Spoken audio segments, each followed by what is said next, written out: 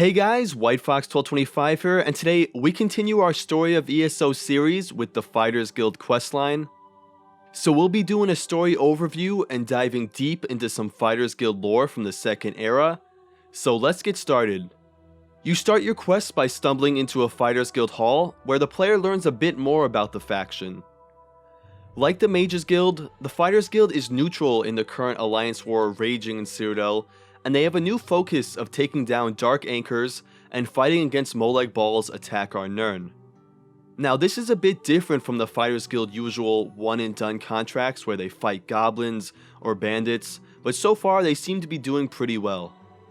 Also, you learn the Fighters Guild has a new Argonian guildmaster named Sees All Colors, and that the last guildmaster, Jofnir Iceblade, passed away unexpectedly in his sleep. The player is offered the chance to join the guild, and they gladly accept. You start your time in the guild by talking to Sees All Colors, the new guildmaster. Like the others, she explains that the guild is now solely focused on destroying Dark Anchors, and when you ask if there's any way you can help, she says Ayleids, a veteran Khajiit fighter, and Marik, a Red Guard swordmaster, both went out searching for rumored Dark Anchor locations. Sees All Colors says that you should catch up with them, and you do just that. The player meets Ayleids and Marik nearby, and when you arrive, they're just finishing off a few worm cultists. Marik, the Red Guard warrior, says he's gonna go nearby to check out another possible Dark Anchor, but you and Ayleids should search the bodies for any more information.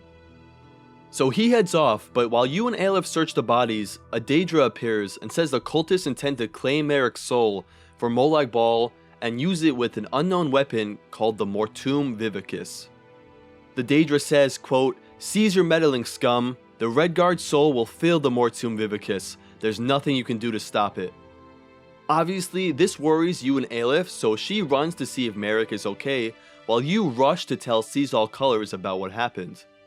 You tell the guildmaster, and she says she'll send reinforcements, but you need to go help Marik and Ayleids right away. The player sets off to find Marik, but before you can do that, a ghost appears and asks to speak with you.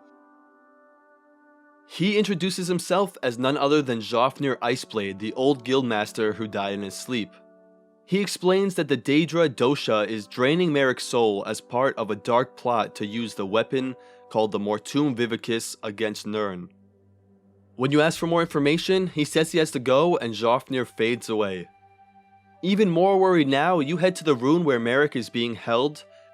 There you confront Dosha and put her evil ritual to an end, saving Marik and killing the Daedra. During the battle, Dosha keeps referencing the mysterious weapon known as the Mortum Vivicus. But once you slay her, Marik instructs you to grab any notes and journals you can find and run. You do just that, and you escape the rune with Marik, where Sees All Colors is waiting for you. She thanks you for saving Marik's life and finding Dosha's journal. It will take some time to decipher, but Sees All Colors promises to get the scribes working on it immediately and see if they can learn anything about this Mortum Vivicus. The player mentions that the ghost of Jofnir Iceblade, the former guildmaster, spoke to them. Sees All Colors seems surprised, but not too worried, so you go on your business, waiting until the Fighters Guild calls upon you again. When they do, Sees All Colors says she's translated the journal and learned a bit more about the Mortum Vivicus. She also learned that Dosha was seeking something in the dwarven rune Zendelt, which most likely is related to the Mortum Vivicus. The journal suggests that the dwarven rune contains some sort of treasure or powerful weapon. The two of you head off to a portal that brings you to Zendelt below the deserts of Hammerfell. While in the rune, you and Sees All Colors witness a series of visions from the past that show ancient Ayleids exploring the rune. Through these visions, you learn that a long time ago, there were once two cities at war with each other. The city of Abba Garlis worshipped Molag Bal, the Daedric prince of domination and the enslavement of mortals. The other city, Daelodil, worshipped the Daedric prince of light, Meridia. The two cities were natural enemies, as Meridia despises the undead in all forms. During a heated war between the two cities, Abba Garlis, the city of the dead and worshippers of Molag Bal, created a weapon in hopes to destroy Daelodil and the followers of Meridia once and for all. This weapon was known as the Mortuum Vivicus, a powerful relic that had the power to absorb thousands and thousands of souls. Abba Garlis planned to use this legendary weapon on the city of Ayleids to destroy it. Knowing they needed to protect themselves, the Meridia worshippers of Ayleids created their own weapon that could destroy the Mortuum Vivicus before Molag Bal had the chance to use it. To help them with this quest, Meridia gave them a powerful crystal known as the Prismatic Core. The Ayleids of Ayleids formed a blade around the crystal and created a weapon powerful enough to destroy the Mortuum Vivicus before it could ever be used. So in a preemptive strike, the city of Ayleids sent a small group of elite warriors with the Prismatic Core to destroy the Mortuum Vivicus. These soldiers fought bravely through the necromancers and cultists and reached the Mortuum Vivicus. But just as they were about to use the Prismatic Core to destroy the Mortuum Vivicus forever, Molag Bal brought the weapon back to Coldharbour for safekeeping, where it would stay until the events of ESO. Although the Mortuum Vivicus was not destroyed, it was no longer a threat to the city of Ayleids, so in some ways their mission was a success. However, the Ayleids knew the Mortuum Vivicus was not destroyed, and it would one day return, and once again the men in Mer of Tamriel would need the Prismatic Core to defend themselves. So to keep it hidden, they tucked it away in the depths of the dwarven rune Zendelt, for when Tamriel would need its power once again. After some exploring, you and Seasol Colors do find the Prismatic Core with the remains of the Ayleids that brought it there.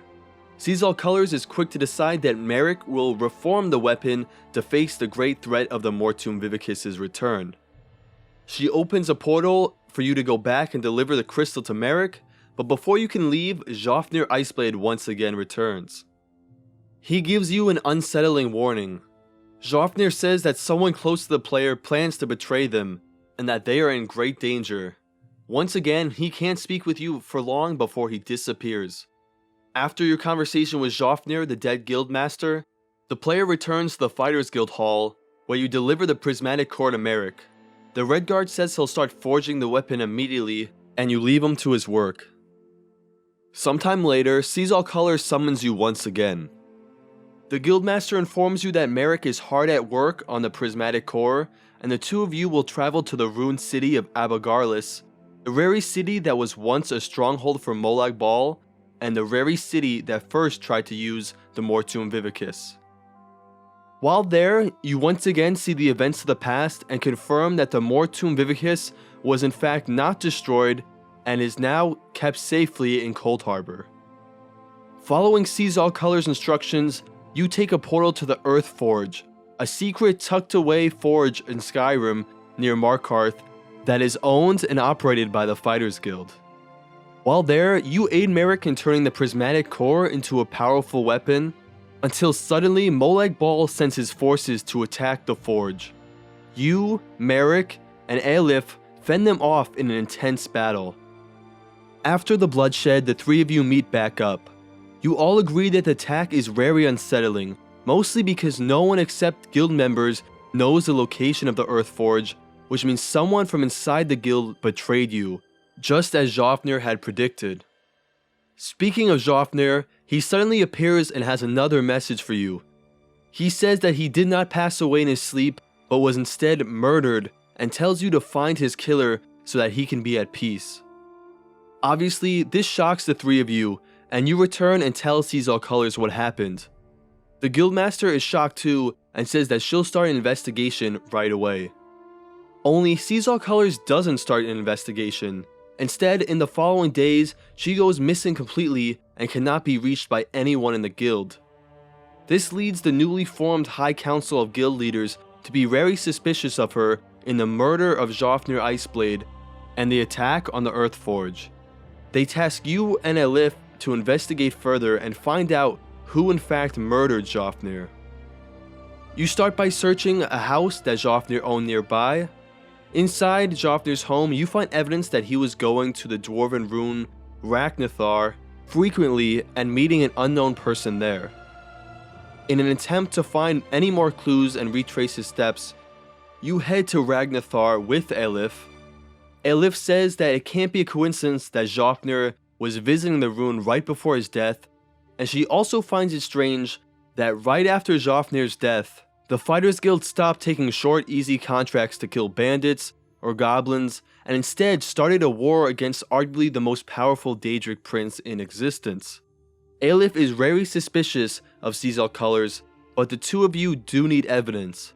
So you head off to Ragnarthar together, where you find a set of remains inside a protective barrier. Aelif opens the barrier with a spell, and the player inspects the remains.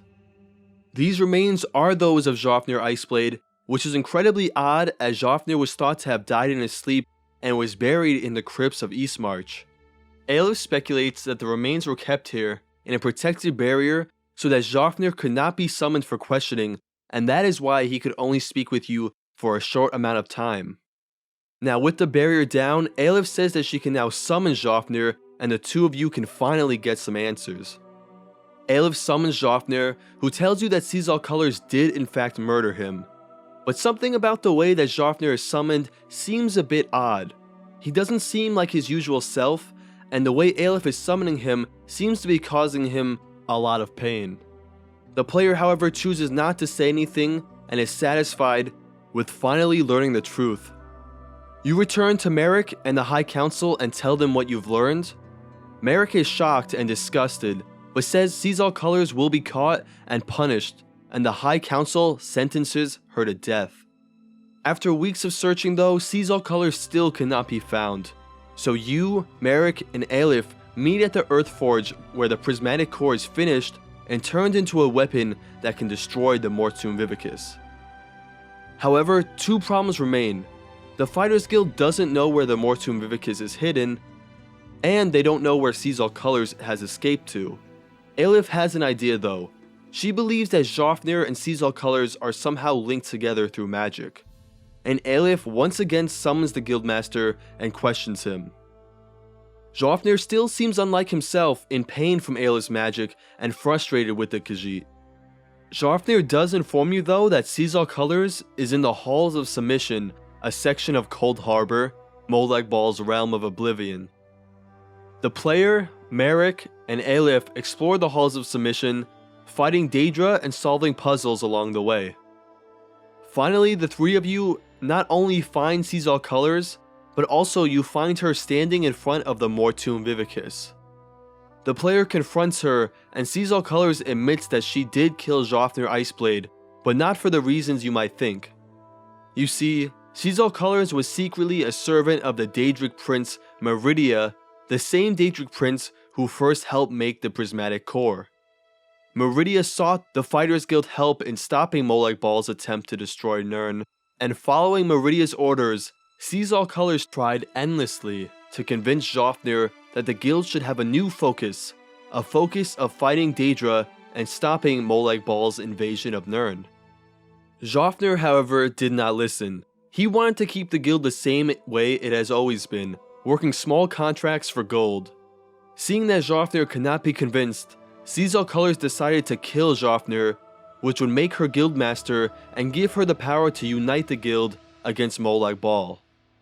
She now has come to the Mortuum Vivicus in hopes of destroying it once and for all in the name of Meridia. But Caesar Colors says she's not the only one who has betrayed the guild. She suspects that Aelif, your Khajiit comrade, is secretly working with Molag Bal, which makes sense when you reflect on how she summoned Jofnir, which appeared to be some sort of necromancy. Aelif says these claims are ridiculous and demands that you kill Caesar Colors immediately. And now, the player must make a choice, whether to kill Caesar Colors or believe her story and confront Aelif. Whether you kill Caesar Colors or allow her to live, Aelif will indeed reveal herself as an agent of Molag Bal. Not only that, but Molag Bal himself will turn her into a Daedric Titan and an epic battle ensues. You kill Aelif and the ghost of Jofnir Iceblade appears. He instructs you to destroy the Mortuum Vivicus once and for all with the prismatic core. The player thrusts the blade into the Vivicus, destroying it forever. With your quest over, you, Marik, Jofnir, and Caesar Colors if she's still alive, return to the Earthforge. The Fighters Guild High Council is waiting for you and demand to know what happened. You explain the situation and tell them that the Mortuum Vivicis has been destroyed. If Caesar Colors is still alive, you must decide whether to exile her from the Fighters Guild or let her stay. If the player exiles her, she will be reported to the guard for murder and presumably arrested and jailed. If she's allowed to stay in the guild, she will be allowed to remain in the Fighters Guild but must step down as Guildmaster. No matter what the player chooses, your comrade Marik is named a new Guildmaster and will lead the guild from now on. Jofnir speaks to you one last time and thanks you for all you've done, and says he can now rest knowing the guild is in good hands. So with Jofnir at peace in Sovngarde, and Marik the new Guildmaster, the Fighters Guild questline in ESO comes to a close. I hope you guys enjoyed the video. I had a bunch of fun making it. These do take some time, but I really hope you enjoyed it. I'll be back soon with a lot more Elder Scrolls content, so I really hope you guys stick around. If you want to see more, make sure you hit that subscribe button. If you liked the video, leave it a like. Thank you guys so much for watching, and I'll see you in the next one.